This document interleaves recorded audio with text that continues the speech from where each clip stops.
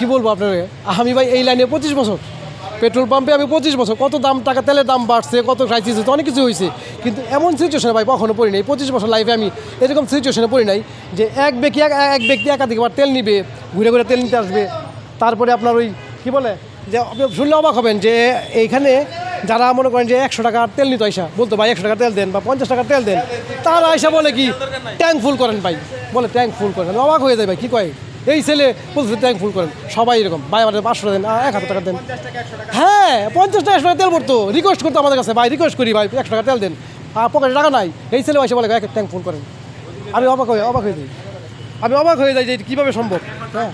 হ্যাঁ এখন ট্যাঙ্কি ফুল লাগবে তাদের, আর বললাম না ট্যাঙ্কি ফুল আছে তারপরে বলে তেল দেন, ট্যাঙ্কি ফুল করা আছে তারপরে বলে তেল দেন। 200 টাকা তেল দেওয়ার পরে বা 50 টাকা তেল দেওয়ার পরে ট্যাঙ্কি উপসায় পড়ে থাকা। বললাম ভাই এটা কী করলেন, তেল তো ভাই ট্যাঙ্কি ফুল, তারপরে আবার তেল লাগে, ঢাকা যাবো, নেত্রকোনা যাবো, টাঙ্গাইল যাবো, এই আর মানে একটা বাহানা একটা দেখাইতেছে কি। সমস্যা নাম্বার 1 সমস্যা যেটা হলো আপনার মোটর সাইকেলগুলো তেল ভরতেছে এখানে। হ্যাঁ তেল ভরার পরে ওরা করে কি ওই দিক দিয়ে যায়, ওই দিক দিয়ে গিয়ে রাস্তা পার হয়ে ওই দিক দিয়ে ঘুরান দিয়ে আসা আবার পিছনে দাঁড়া লাইনে আসে। বললাম ভাই কী ব্যাপারে, আপনি তো একটু আগে তেল নিলেন 10 মিনিট আগে, আপনি আবার আসলেন, বললো দূরে যাবেন, এটা কেমন কথা, আবার কেন নিতে হয়। এরকমভাবে একাধিক লোক তেল এভাবে ভরতেছে কন্টিনিউ, প্রতিদিনই প্রতি মুহূর্তে পাইতেছে। এরপরে দেখেন আরেকটা জিনিস দুঃখজনক যেটা হলো, একটা লোকের ট্যাঙ্কিতে আপনার ক্যাপাসিটি 12 লিটার বা 14 লিটার, তার ট্যাঙ্কিতে মনে করেন যে হাফ ট্যাঙ্কির উপরে তেল ভরা, দেখা গেল 100 বা 200 টাকা তেল দেওয়ার পরে ট্যাঙ্কি উপচায় পড়ে গেল। আমি তাকে জিজ্ঞেস করলাম ভাই এটা কী করলেন ভাই, আপনার ট্যাঙ্কি তো তেল আছে, ট্যাঙ্কি ফুল, এরপরে কি আপনার তেল লাগে? একটা মানুষের নাই সে চাইতে পারে যে তার নাই, সে তার প্রয়োজন, কিন্তু আপনার ট্যাঙ্কি ফুল, আপনি এসে আবার তেল বললেন। বলে ভাই আমি ঢাকা যাবো, কেউ বলে আমি নেত্রকোনা দেবো। আপনি ঢাকা যান, নেত্রকোনা দেবো, আপনি তো রাস্তায় পাম্প পাবেনই, আপনি নিয়ে নেন। এই 100-200 টাকার জন্য কি আপনার ঢাকা যাওয়া হবে না? এটাও আপনাকে নিতে হবে, ভাই আমার লাগবে আমি নিব। এইভাবে অনেকেই নিতেছে। ম্যাক্সিমাম আপনি খেয়াল করবেন, ম্যাক্সিমাম গাড়িতে আপনি দেখবেন, আমি চ্যালেঞ্জ করে বললাম ওদের প্রত্যেকের ট্যাঙ্কিতে তেল আছে, তারপরে তারা তেল ভরবে। আর এরপরে ভরবে তো ভরবেই, একবারের জায়গায় দুইবার জায়গায় 3বার ভরতেছে। এই যে প্রবলেমটা, এখন আমি দেখলাম যে সকাল 8টার থেকে শুরু করছি, এখন বাজে বেলা প্রায় 2টার মতো, তার মানে 2টা না, প্রায় 2টার মতো বাজে। গাড়ি শেষ হয় না, গাড়ি তো শেষ হয়, মোটর সাইকেল শেষ হয় না ভাই, এটা কী করে, এটা কি সম্ভব? কয়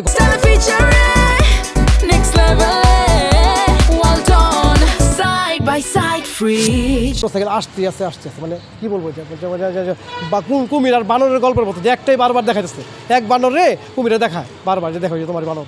ব্যাপারটা হলো এরকম, একটা মোটরসাইকেল কয়েকবার ঘুরতেছে বারবারই, এরকম সবাই এরকম করতেছে। আর যে জিনিসটা হলো যে এখন এদেরকে তো বোঝাইতে পারি না ভাই, আর প্রেশার করে ভাই আমাকে ট্যাঙ্ক ফুল করেন, আমার বেশি দেন, আমাকে এইভাবে দেন ওইভাবে দেন। তারপরে মনে করেন যে জিনিসগুলো হইতেছে যে এরা মনে করেন যে ওই গ্যাদারিং সৃষ্টি করে, বেহুদা গ্যাদারিং সৃষ্টি করে, কোনো কারণ ছাড়া গ্যাদারিং করতেছে, তাই না? এগুলো তো ঠিক না। আমরা তো মানুষের সেবা দেওয়ার জন্য চেষ্টা করতেছি যে সবাই পাক তেলটা, সবাই নিয়ে যাক, আমরা সবাইকে তেল দিব, কিন্তু সমস্যাগুলো আমরা মেটাতে পারছি না। এখন এইভাবে চলতে থাকলে তো আমি পারবো না।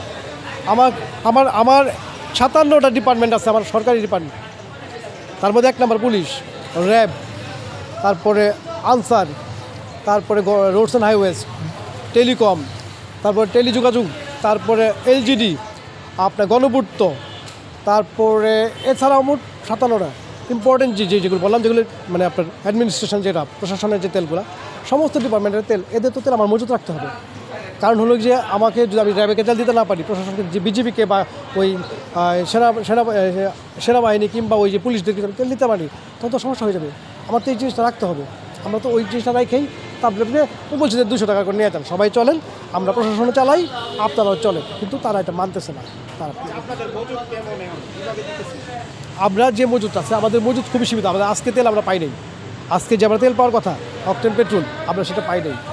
এখন গতকালকে অল্প তেল পাইছি, ওইটা দিয়ে মোটামুটি অর্ধেক বেলা অর্ধেক শেষ হয়ে গেছে, তাহলে অর্ধেক দিয়ে আমরা চলতেছি।